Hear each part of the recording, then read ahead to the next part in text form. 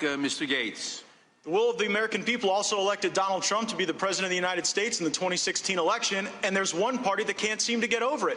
Now, we understand the fact that in 2018 you took the House of Representatives, and we haven't spent our time during your tenure in power trying to remove the Speaker of the House, trying to delegitimize your ability to govern. Frankly, we'd love to govern with you. We'd love to pass USMCA. We'd love to put out a helping hand to our seniors and lower prescription drug prices. It's the will of the people you ignore when you continue down this terrible road of impeachment. Professor Gerhardt, you gave money to Barack Obama, right? My family did, yes. 4 times? That sounds about right. Yes. Mr. Chairman, I have a series of unanimous consent requests relating to Professor Feldman's work. The first, Noah Feldman, Trump's wiretap tweets raise risk of impeachment. The gentleman will suspend. My time. We'll take that time off. Has the gentleman submitted? Have we seen those? That material? We can provide it to you, as is typical for unanimous. And we'll consider the unanimous consent request later after we review Very well. the material. Very well. Thank you. The gentleman may continue. Thank you, Mr. Chairman. Mr. Feldman wrote articles entitled, "Trump's Wiretap Tweets Raise Risk of Impeachment." He then wrote, "Mar-a-Lago ad belongs in impeachment file." And then Mr. Jake Flanagan wrote in Quartz, "A Harvard law professor thinks Trump could be impeached over fake news accusations." My question, Professor Feldman, is since you seem to believe that the basis for impeachment is even broader than the basis that my Democrat colleagues have laid forward, do you believe you're outside of the political mainstream on the question of impeachment? I believe that impeachment is warranted whenever the president abuses his power for personal benefit or to corrupt the democratic process. Did you write an article entitled, "It's hard to take impeachment seriously now"?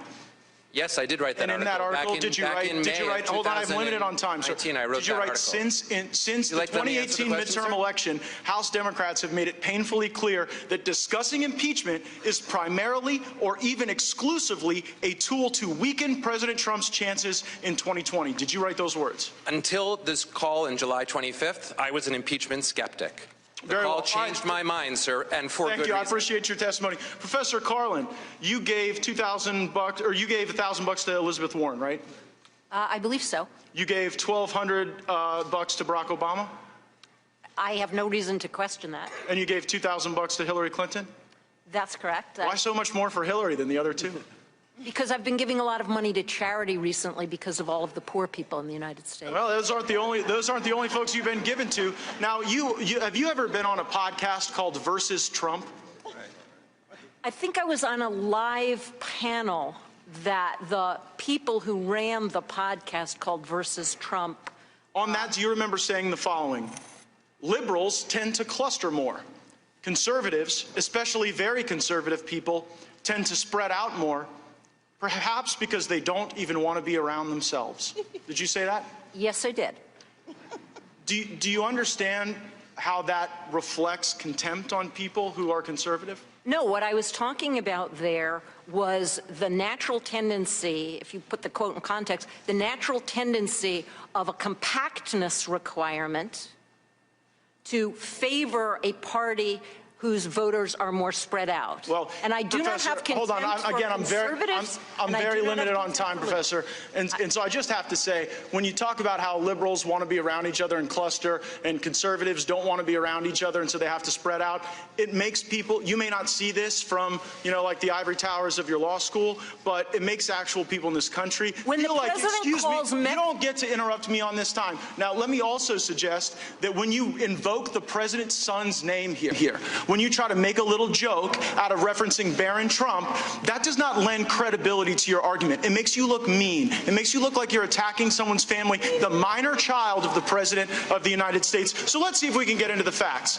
To all of the witnesses, if you have personal knowledge of a single material fact in the Schiff report, please raise your hand. And let the record reflect, no personal knowledge of a single fact. And you know what? That continues on the tradition that we saw from Madam Schiff, where Ambassador Taylor could not identify an impeachable offense. Mr. Kent never met with the president. Fiona Hill never heard the president reference anything regarding military aid. Mr. Hale was unaware of any nefarious activity with aid. Colonel Vindman even rejected the new Democrat talking point that bribery was invoked here. Ambassador Volker denied that there was a quid pro quo, and Mr. Morrison said there was nothing wrong on the call. The only direct evidence came from Gordon Sondland, who spoke to the President of the United States, and the President said, "I want nothing, no quid pro quo." And you know what? If wiretapping a political opponent's an impeachable offense, I look forward to reading that Inspector General's report, because maybe it's a different president we should be impeaching. Gentleman's time has expired.